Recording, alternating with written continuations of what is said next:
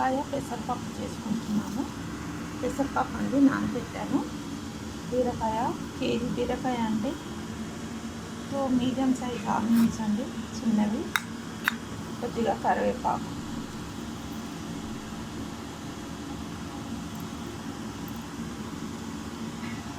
చేసుకున్నామండి.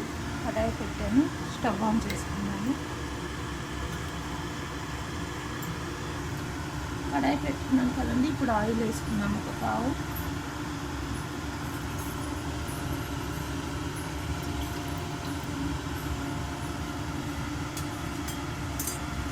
Oil heat అయ్యాక మేము ఆవాలు జీలకర్ర వేసుకున్నాము.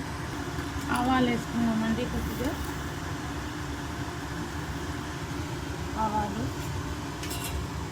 జీలకర్ర ఒక స్పూన్ అండి.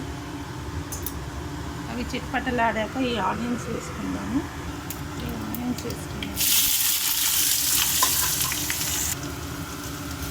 కలిపేసుకుందాము. కొద్దిగా లైట్ గోల్డ్ కలర్ వచ్చాక మనం ఇది బీరకాయ వేసేసుకుందామండి. పసుపు వేసుకున్నామండి. బీరకాయ వేసేసుకుంటాము.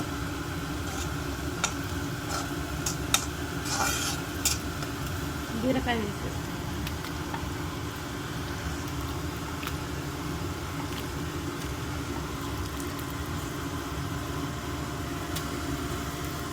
బీరకాయ అంతా కేజీ బీరకాయ అండి. ఇదంతా వేసుకున్నాము. వేసుకొని 2 minutes తర్వాత పెసరపప్పు వేసుకున్నాము.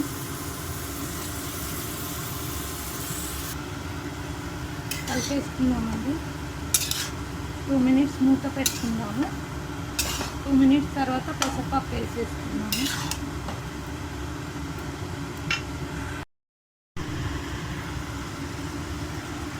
చూద్దామండి. ఇప్పుడు పెసరపప్పు వేసేసుకున్నాము. అందులో 2 minutes అయిన తర్వాత పెసరపప్పు వేసుకున్నాము. వాటర్ తీసేసి వేసుకున్నాము.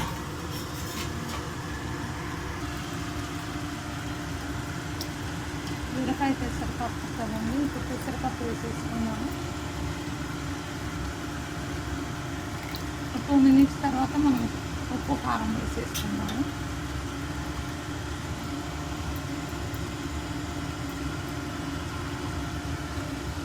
కలిపేసుకున్నాము.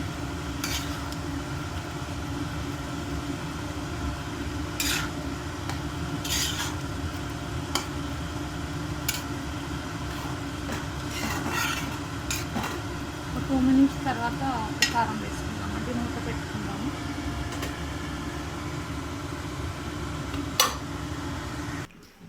కారం వేసుకుందామండి. ఇప్పుడు 2 minutes అయిపోయింది. ఒకసారి కలిపేసుకుందాము.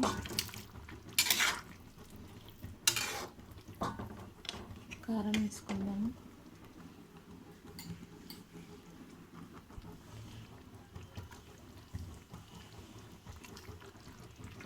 1.5 స్పూన్ అండి కారము.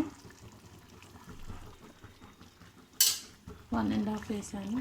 రుచికి సరిపడా సాల్ట్ వేసుకుందాము. ఇంకా మూత పెట్టుకుందామండి. కలిపేసి రుచికి సరిపడా సాల్ట్,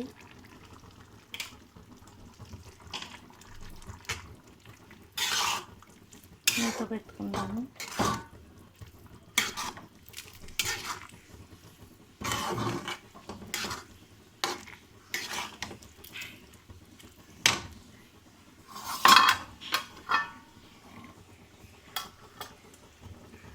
ఒక 7-8 minutes తర్వాత చూద్దామండి. 7-8 minutes అనుకున్నాం కదా. 10 minutes అయిపోయిందండి. ఇంకా 2 minutes ఎక్స్ట్రానే అయిపోయింది. ఇలా పప్పులు ఉంటేనే చాలా బాగుంటుంది తినటానికి. కర్రీ రెడీ అండి. బీరకాయ పెసరపప్పు కొంచెం ఇట్లా వాటరీ ఉంటే కలుపుకొని తినడానికి బాగుంటుందండి. చూద్దామండి.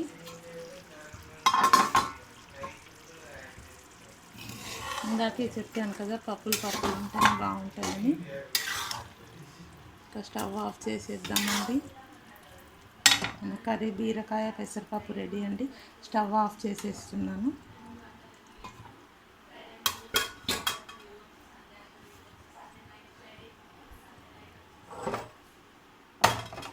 చూసారు కదా మన బీరకాయ పెసరపప్పు రెడీ. ఏమి కర్రీ రెడీ అండి. మీరు కూడా ఇలానే వెరైటీ డిషెస్ చేసి తిని ఎలా ఉందో చెప్పండి గైస్. Thank you.